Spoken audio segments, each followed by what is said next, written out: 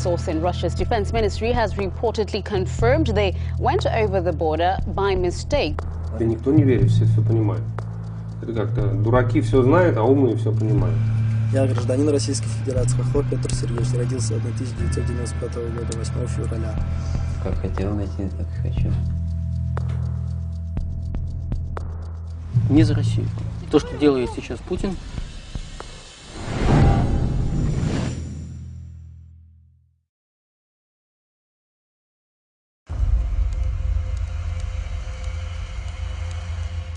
Images of Russian convoys heading towards Ukraine sparked fear that Russian soldiers were being sent to fight alongside separatist rebels. But with Russian and Western media telling starkly contrasting stories, the facts were anything but clear.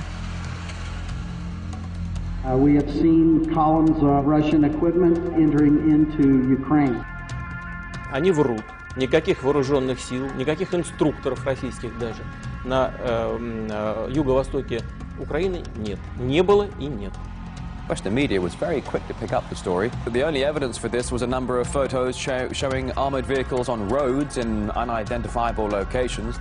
Those returning injured have been hailed in Russian media as volunteers, while reports suggest those missing in action are likely to have been buried in secret. We're heading to the city of Pskov, which is about 4.5 hours away from St. Petersburg, and is a very important place for us to visit because in many ways the story of Russian soldiers in Ukraine really begins here. There emerged reports of soldiers being buried in secret in various cemeteries within Pskov. Now, other journalists went in to sort of follow up on this, and we started seeing attacks against journalists. Nearly a dozen reporters investigating the mysterious deaths have been targeted in a series of attacks. This one was captured on film by journalists from TV Rain, Russia's only independent television channel. As they were pulling up to the cemetery in Pskov, they were confronted by two men who demanded they leave the city immediately. They blocked the car and slashed the tires. They also tried to smash through the window. We wanted to find out what those men were hiding.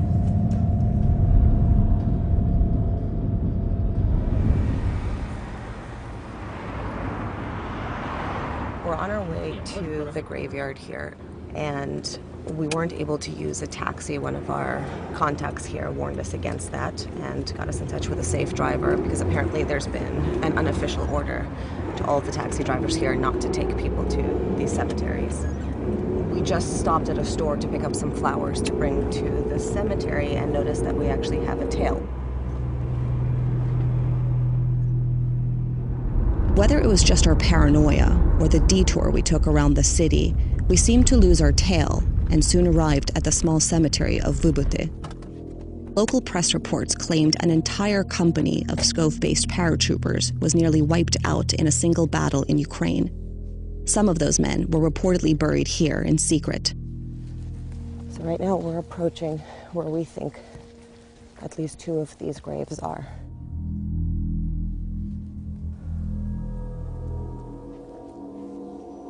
Osipov Alexander Sergeyevich, born in 1993, died August 20th, 2014.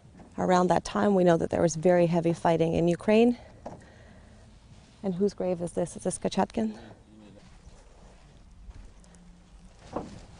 Kachatkin, born September 30th, 1984. He died August 19th, 2014. Originally, when he was buried, there was no monument, nothing. It seems that there was enough of a fuss sort of made about these guys that they put up these public monuments.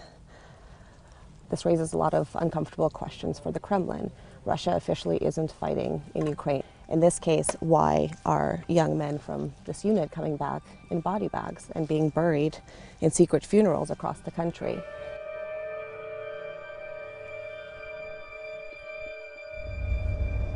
The families of the soldiers whose graves we found refused to be interviewed, but there was one man in Pskov who wasn't afraid to talk.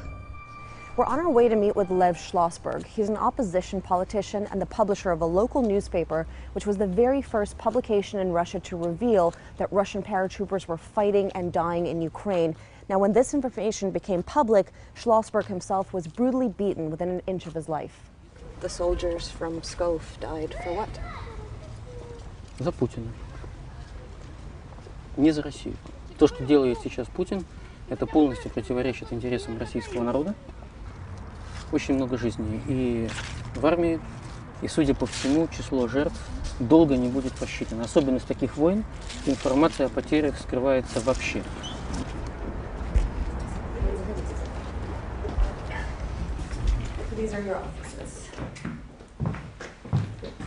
Это та самая газета, где были... Это вот первая газета. Вот. And when this article came out about these the Russian soldiers being killed, this was a huge sensation here in Moscow. Да. You were beaten within an inch of your life. Do you think that this was connected to the story of the Russian soldiers in Ukraine? То есть для меня очевидно, что решение принималось в Москве, что оно принималось высокопоставленными военными, и решение это политическое. Исполняли его какие-то псковские гопники, скорее всего, либо действующие военнослужащие, либо бывшие военнослужащие. Вот я не хочу раскрывать детали избиения, это для меня, ну, как скажем так, это касается здоровья и касается следствия, поэтому я ничего не говорю в деталях, но я могу вам подтвердить, что они били очень профессионально. Это не хулиганы на улице, они знали, куда бить и как бить. If so many Russian soldiers are involved in Ukraine, though, why do you think there hasn't been sort of more evidence emerging about this? Потому что нет свободы слова и свободы массовой информации. Некому об этом рассказывать. Нет этих институтов. Кроме того, те люди, которые об этом могли бы рассказать, очень боятся. Я думаю, что сами военнослужащие просто дают подписку о неразглашении. Они же все смотрят телевизор. Я думаю, что многие люди из них искренне считали тоже, что в Украине фашистская власть. Поэтому у многих из этих семей может не быть мотивации говорить на эту тему.